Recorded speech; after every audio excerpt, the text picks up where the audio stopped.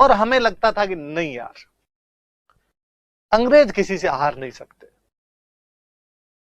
अब जब हम फर्स्ट वर्ल्ड वॉर में लड़ने के लिए गए, अंग्रेजों के साथ लड़ने के लिए गए, ऑफिसर अंग्रेज, नीचे सारे इंडियन, वहां पर एक तो खूब सारी जगह अंग्रेज हारे,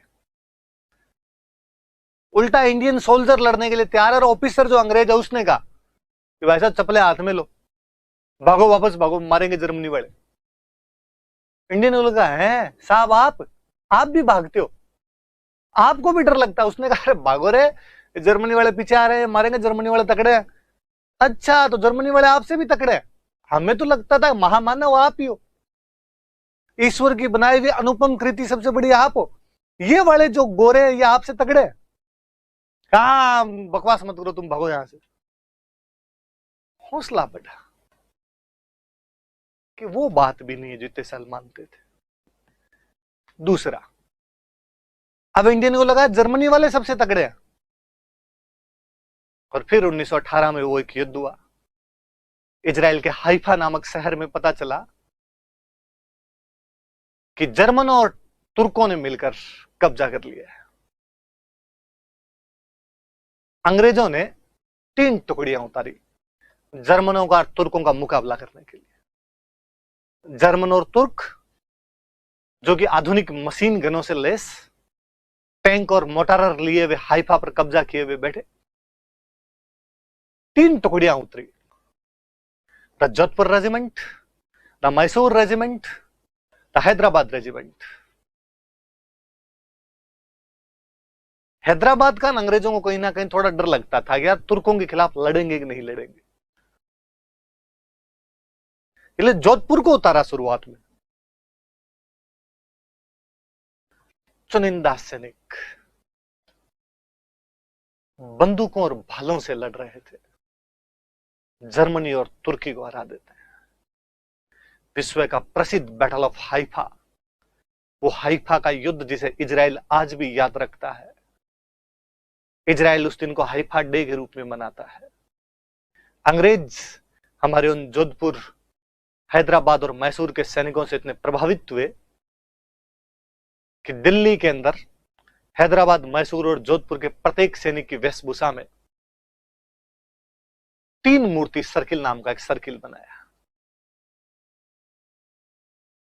लेकिन चूंकि हम अंग्रेजों के साथ लड़ रहे थे, इसलिए हमारे इतिहास की किताबों में उस युद्ध को स्थान नहीं दिया गया। इजराइल हर साल उसको अपने गौरव के रूप में मनाता है, भारत का लाख लाख शुक्र अदा करता है कि उन्होंने उनके शहर हाइफा को जर्मनों और तुर्कों से आजाद करवाया था। चूंकि कांग्रेस अंग्रेजों के खिलाफ लड़के सत्ता में आई थी, इसलिए कांग्रेस ने वे तमाम तत्व जिन्होंने अंग्रेजों का साथ दिया था, उन पर इतिहास को नजरअंदाज कर दिया गया। 2014 में सत्ता चेंज हुई, भाई की गवर्नमेंट आई। भाई का झुकाव वैसे भी इजराइल की तरफ थोड़ा ज्यादा था। कांग्रेस इजराइल की तरफ ध्यान नहीं देती, कांग्रेस फिलिस्तीन की तरफ ध्यान देती थी, क्योंकि अंग्रेजों को, कांग्रेस को लगता था कि इजराइल का साथ देने से भारत का मुसलमान नाराज हो जाएगा। मुझे तो कभी यह भी नहीं समझ में आया कि भारत के आम मुसलमान को, जिसके सामने रोजमर्रा सब्जियां, दवाइयां, रोजगार, शिक्षा, स्वास्थ्य की समस्या है, वो यह जानता भी है कि फिलिस्तीन कहां पर है। लेकिन पता नहीं देश के शीर्ष पर बैठे हुए लोग किस तरीके से सोचते हैं और किस तरीके से समझते हैं। इसलिए पिछले इतने सालों में हम इजराइल का साथ देने में ऐसा हमेशा कतराते रहे।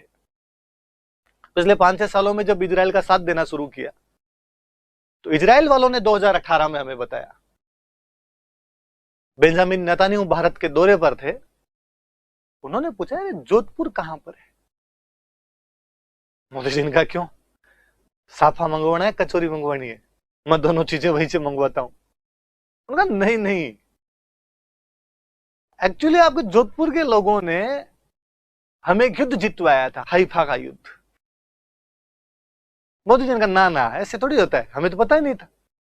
अरे क्या हुआ ऐसा, आप पता लगाओ। हिस्टोरियन से बुला के पूछा तो उन्होंने कहा सर वो अपने जो 3 मूर्ति सर्किल है उसमें 3 मूर्तियां लगी है, वो उनकी तो है। सरकार ने 3 मूर्ति सर्किल का नाम बदलते हुए हाइफा सर्किल किया। इजराइल ने कहा कि हम जोधपुर राज्य के सैनिकों पर डाक टिकट जारी करना चाहते हैं। इजराइल ने 200 साल पूरे होने पर 2018 में उस बैटल ऑफ हाइफा की याद में जोधपुर रेजिमेंट नाम से डाक टिकट जारी किया। जोधपुर के जिला कलेक्टर को, वहां के जो भी प्रशासनिक अधिकारी थे, उनको भारत सरकार ने भेजा कि आप उस युद्ध के 100 वर्ष पूरे होने के सम्मान में जो कार्यक्रम आयोजित किया जा रहा है उसमें भाग लीजिए।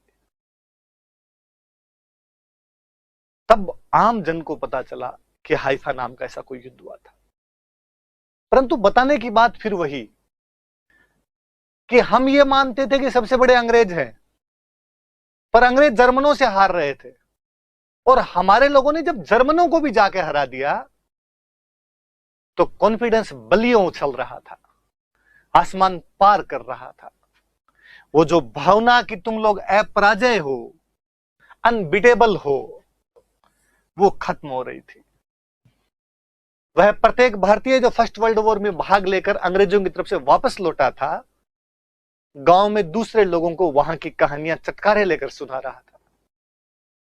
वो अब गांव के लोगों को बता रहा था कि जो गोरे लाट साहब, लॉर्ड हमसे बोला नहीं जाता था इसलिए हमने लाट साहब बोलना शुरू कर दिया, जो गोरे लाट साहब